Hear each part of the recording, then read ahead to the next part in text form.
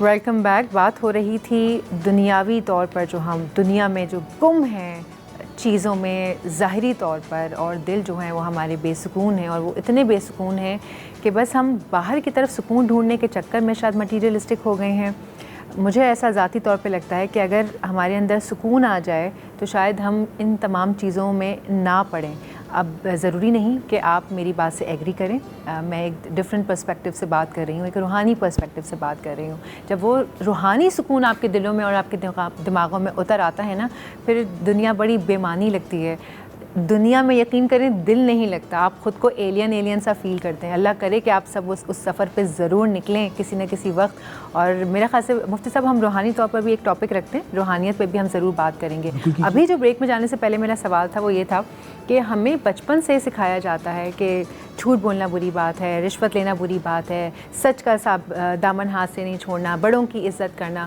کچھ ایسی چیزیں ہیں جو ہم بڑے ہونے تک وہ لے کر چلتے ہیں، لیکن بہرا روی کا شکار بہرحال ہم ہو ہی جاتے ہیں. جبکہ ہماری روٹس میں تو ہماری ماں نے، ہمارے والدین نے بہت اچھی باتیں ڈالی ہوتی ہیں. یہ ہمیں کیا ہو جاتا ہے کہ جب ہم دنیا میں مشغول ہوتے ہیں، دوستوں میں اٹھتے بیٹھتے ہیں، لوگوں میں اٹھتے بیٹھتے ہیں، تو پھر ہم اس طرح سے یہ دنیا میں کیوں مشغول ہو جاتے ہیں؟ بسم اللہ الرحمن. دیکھیں اس کے دو پہلو ہیں. وہ والدین اور بالخصوص وہ والدہ جو ریاکاری کا بچے کو سبق تو دیں کہ ریاکاری مت کرو، مگر اپنی گیدرنگ میں بیٹھ کر وہی دکھاوے کی بات کریں، بچہ اس چیز کو دیکھ رہا ہے. باپ کہے کہ جھوٹ نہ بولو، اور وہ دوستوں کے ساتھ بیٹھ کے بہت بڑی بڑی جھوٹی باتیں کر رہا ہے جو بچہ اس کو آبزرو کر رہا ہے، دیکھ رہا ہے. تو بچے کو آپ کتنا بھی سمجھائیں، بچہ دیکھ کے سیکھتا ہے. پہلی بات تو یہ. دوسری بات یہ کہ جو ہم جس جگہ رہتے ہیں لوگوں میں 10 یا 20% ہم سیکھتے ہیں، باقی 80% 75% ہم معاشرے سے وہ چیزوں کو اڈاپٹ کرتے ہیں. آپ کی دوستی کن لوگوں میں ہے؟ اگر آپ کی دوستی ان لوگوں میں کہ جن کو اللہ سے محبت ہے اور جو دکھاوا جھوٹی باتیں نہیں کرتے، تو آپ جھوٹ کی طرف نہیں جائیں گے. اگر آپ کی دوستی ان لوگوں میں کہ جو صرف ریاکار ہیں، پھر آپ ریاکاری کو اپنائیں گے. سیدنا علی حیدر کرار نے آج کا یہ میسیج بھی دے دوں میں. سیدنا علی حیدر کرار سے پوچھا کہ یہ بتائیے امیر المومنین، مجھ پہ ریا ہے یا نہیں، دکھاوا ہے یا نہیں، میں کیسے پہچانوں؟ آپ نے فرمایا ریاکار وہ ہوتا ہے جب اکیلا ہونا تو عمل میں سستی کرے. جیسے نماز پڑھ رہا تو بہت سست پڑھ نہیں رہا، یا پڑھ رہا تو بہت سستی کے ساتھ، مگر جیسے ہی لوگوں کو دیکھے گا تو اس میں چستی آ جائے گی اور وہ لوگوں کو دکھانے کے لیے ایکٹیو ہو جائے گا. اور جب کوئی اس کی تعریف کرے تو وہ عمل میں زیادتی کرنا شروع کر دے گا. تعلیم نے فرمایا اگر تم چیزیں دیکھو، اگر تم سست ہو اکیلے میں اور لوگوں کو دیکھ کر تم چست ہو رہے ہو تو پھر تم ریاکار ہو، یہ کام تم اللہ کے لیے نہیں کر رہے. اب وہ تو دیکھیں آپ کا اور اللہ کا معاملہ ہے.